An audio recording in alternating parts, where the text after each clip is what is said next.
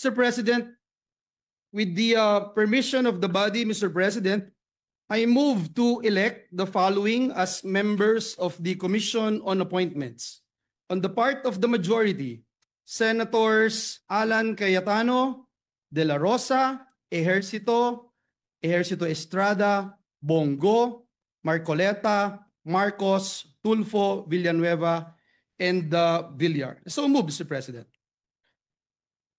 What is the pleasure of the distinguished minority floor leader?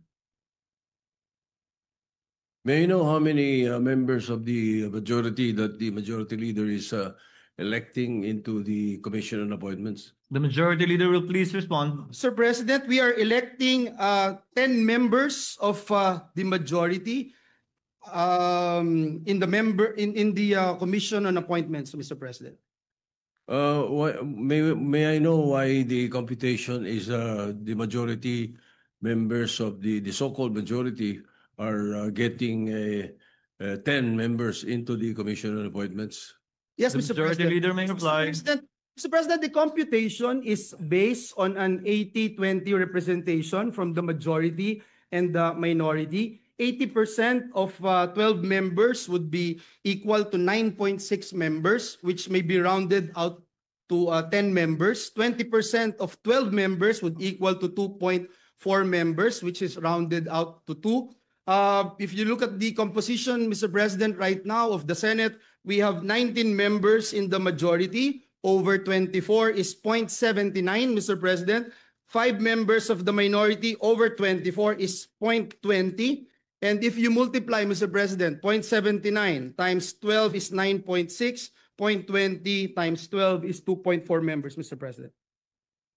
May I know the basis of the percentages being mentioned by the majority leader, Mr. President? Because the last word I know is that the Supreme Court has decided that if there is controversy in the composition of the Commission on Appointments, it is very clear that the Senate must follow the party lines and the party representation. So if this body elects to follow the Supreme Court decision on the articles of impeachment, why can't they follow the decision of the Supreme Court when it comes to the computation of membership in the Commission on Appointments?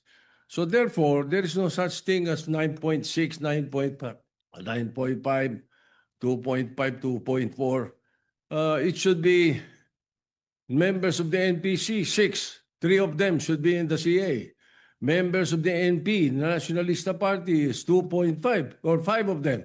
So therefore, 2.5, 2.5 should be in the Commission on Appointments. And then the rest are single members of each party, and therefore they could talk to the other members so that their 0.5 can be a total of 1%, 1 for each representation. There are easily 11.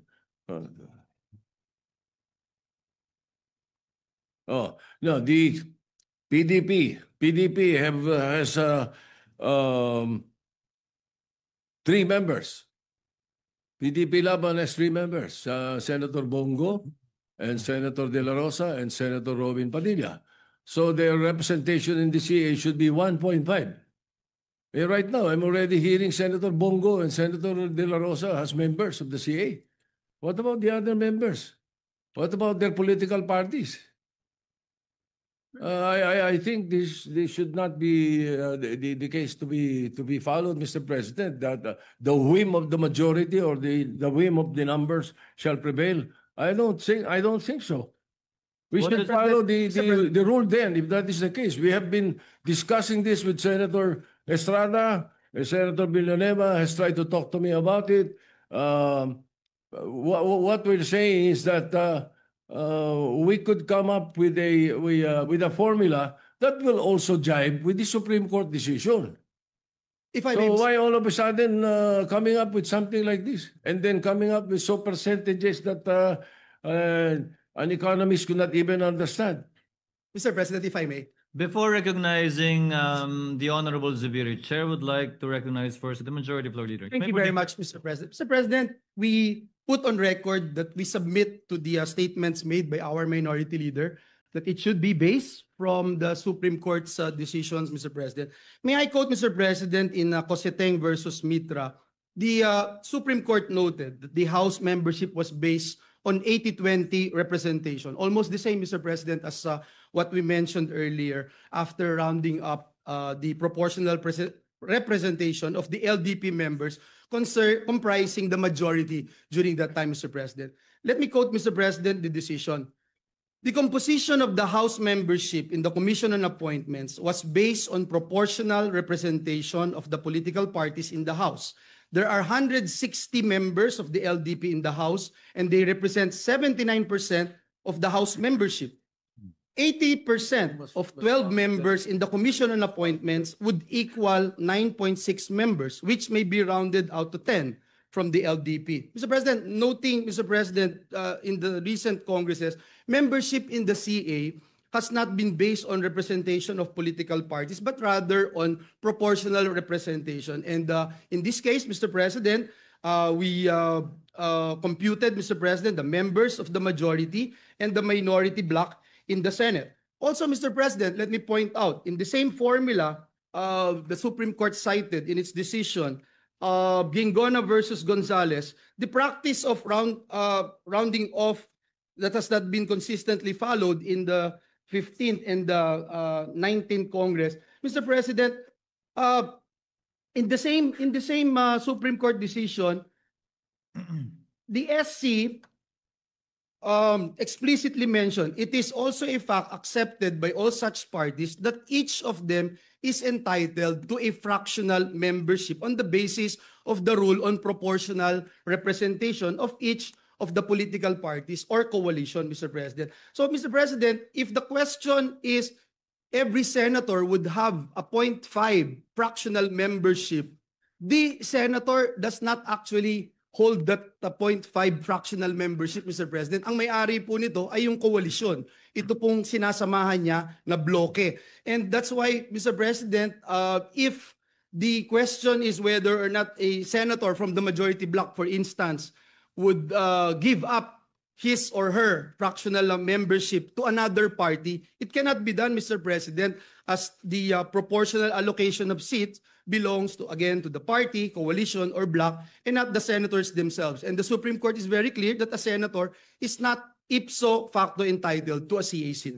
I submit, Mr. President, and lastly, Mr. President, again, may I be allowed to mention this, in the Gingona resolution, issued by the Supreme Court, let me quote, respondents, however, accepted the fact that for the purpose of determining the proportional representatives of each political party to the Commission on Appointments, the basis thereof, Mr. President, the basis thereof is the actual number of members of each political party at the time of election of the members of the Commission on Appointments in the Senate. And that's why, Mr. President, even though this representation is moving for this particular motion, Mr. President, this representation would submit to the wisdom, collective wisdom of the members of this institution. I submit, Mr. President.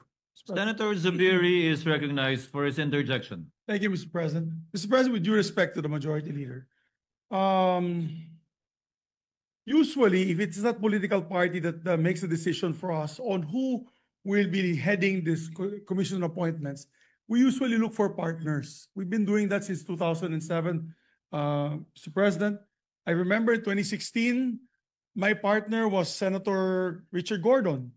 And he allowed me to take my seat in the CA actually for almost 2 terms, or two Congresses, which is the 6th, 17th, and 18th Congresses. And may kahati po ako, kaya 0.5 kami. He could have taken the first 1.5 years and I could have taken the second 1.5 years. But what he did is he gave it to me, hindi na siya umupo sa kanyang position or karapatan bilang CA member. Kaya dito lumalabas, mga kababayan, no, sa ating Senate President, may kapartner po tayo.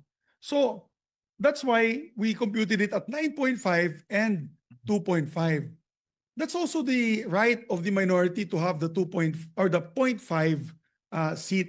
Kaya nga sabi ko nga, Mr. President, maybe if we cannot get ourselves from that deadlock that there's a 0.5 seat, but we must at least recognize that the minority has the 0.5 seat.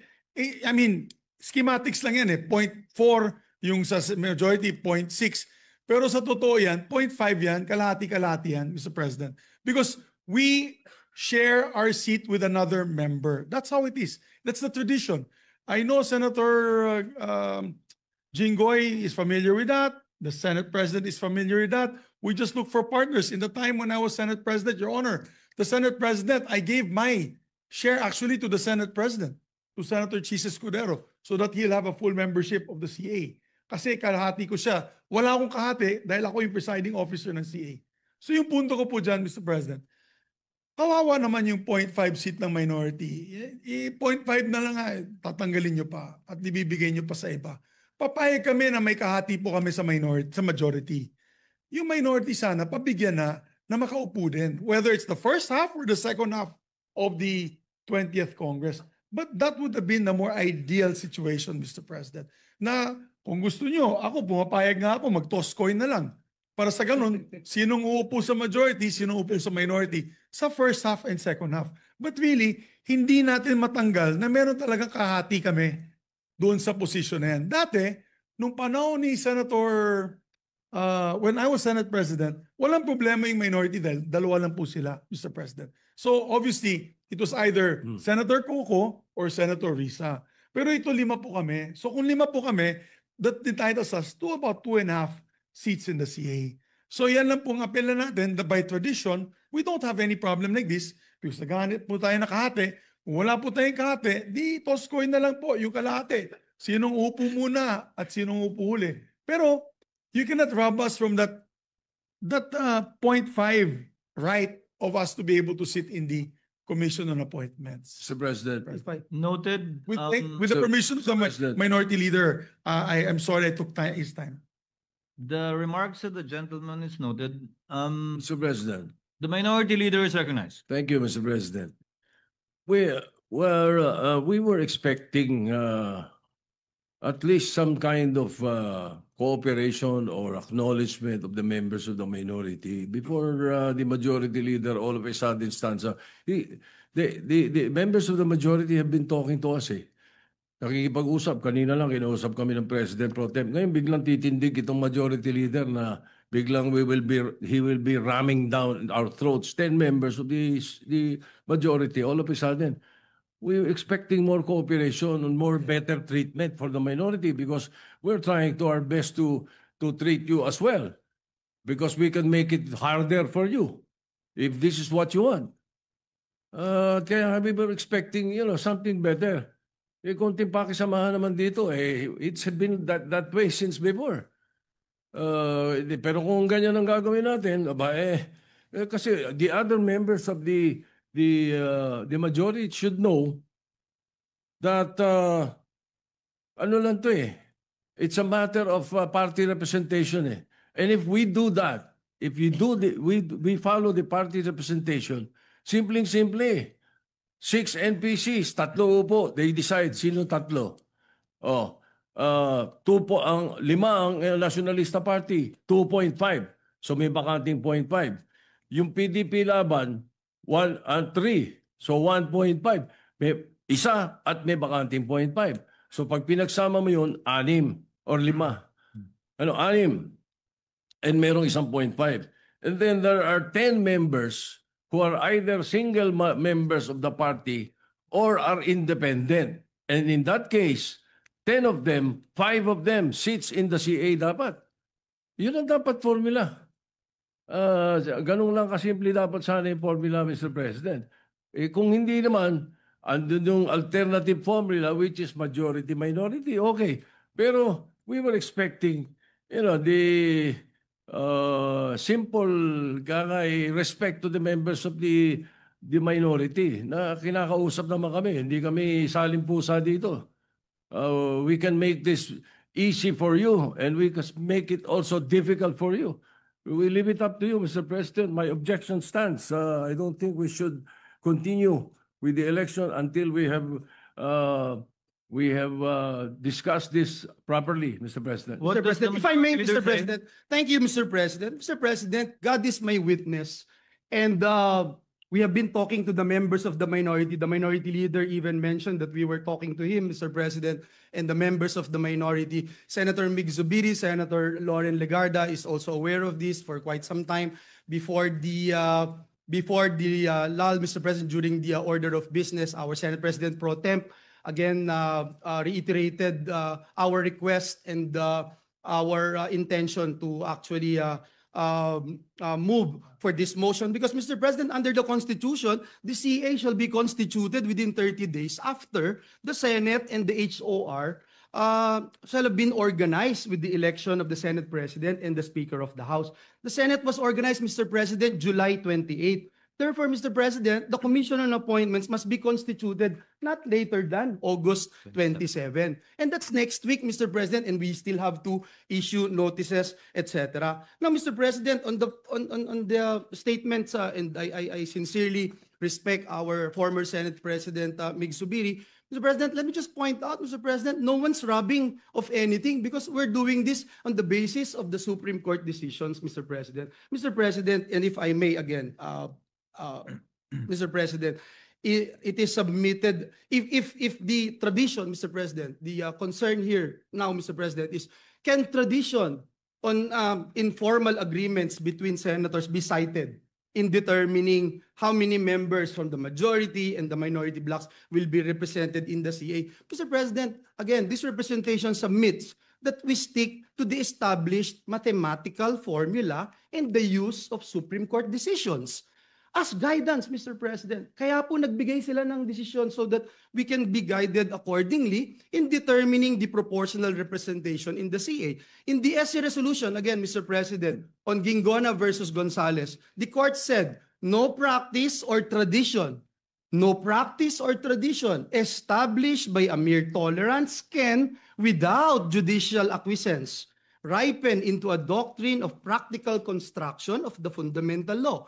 In the same decision, Mr. President, in the Gingona resolution, it also states, who decides the question of proportionality, Mr. President? Who decides?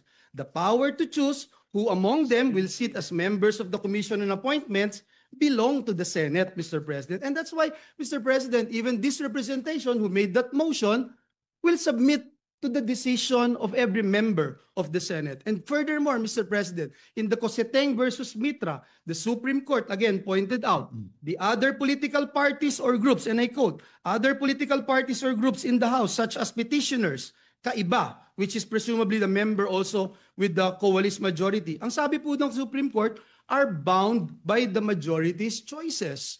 Mr. President, last but not the least, as much as we wanted to entertain the idea of coin tossing, Mr. President. My sister won in the mayoralty election in Bukawi by coin toss, Mr. President. But we have no precedents on this matter, Mr. President. And again, let me submit for the record that the Supreme Court provided us guidelines with all due respect to our colleagues, especially in the minority. Thank you, Mr. The President. minority leaders Yes, recognized. thank you, Mr. President.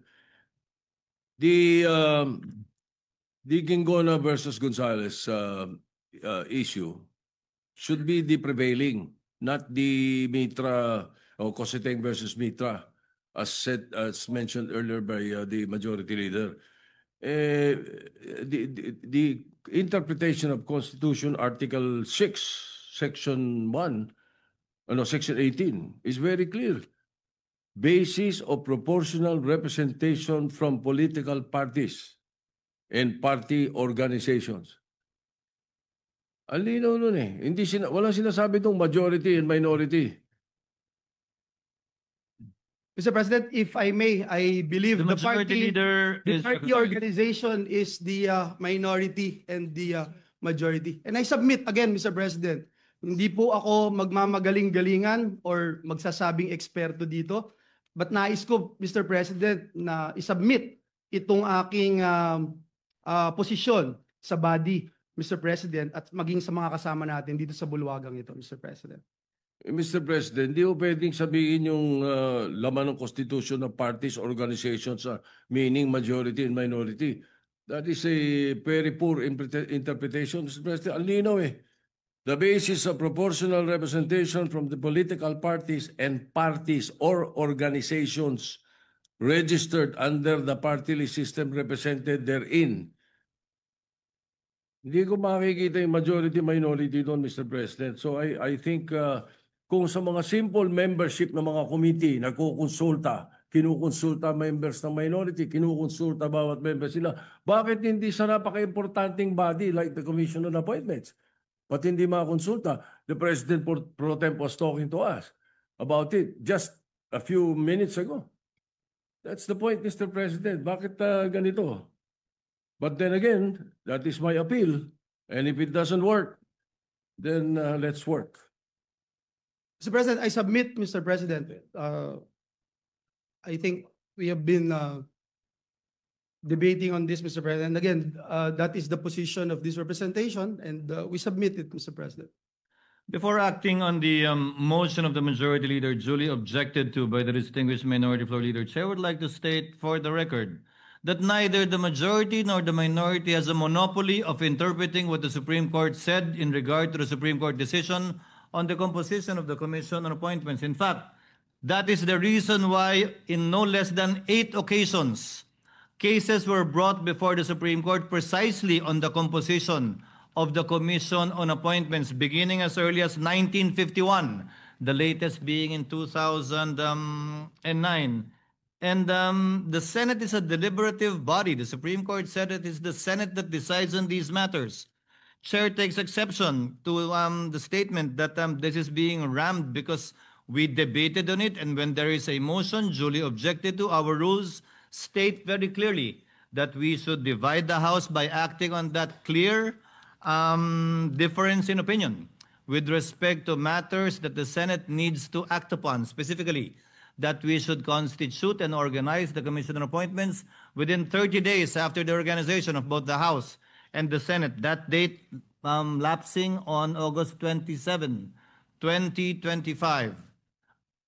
What is the pleasure of Senator Cayetano? Sir President, aside from, with the permission of both the Majority Leader, Minority Leader, you know, of course, as a former diplomat, I'd rather na mag-usap, and I think nag-uusap ng the last 2 weeks. Unfortunately, I think hindi umuusad yung point na mag-agree. But I was once in the position of the Minority Leader, and he was the Majority Leader. So I do understand the duty of Senator Soto not only to stand up here, but to make sure that in the CA, there is more representation for the minority. However, this is also unique because both the Senate President and the Minority Leader are from the NPC, which is not the first time because this happened during the time of the LDP, precisely because we're one of the 3 countries in the world, or 4, that presidential pero multi-party. Usually kasi pag presidential, 2 parties lang. So medyo malinaw yung representation. Having said that, my appeal lang is that kung hindi nga mapag-uusapan, aside from the 30-day, the 2 pending, aside from the diplomats and the military officers, it is the Secretary of Energy and Secretary of DNR. We all know that it's not only DPWH and flood control projects ang nag-cause ng baha. We also know that whether it's reclamations or kulang ng ECC, whether it's mga ilog na tinambakan, DNR yan eh. And we also know that ang laki ng problema sa kuryente in some parts of the Philippines. So I mean, further delay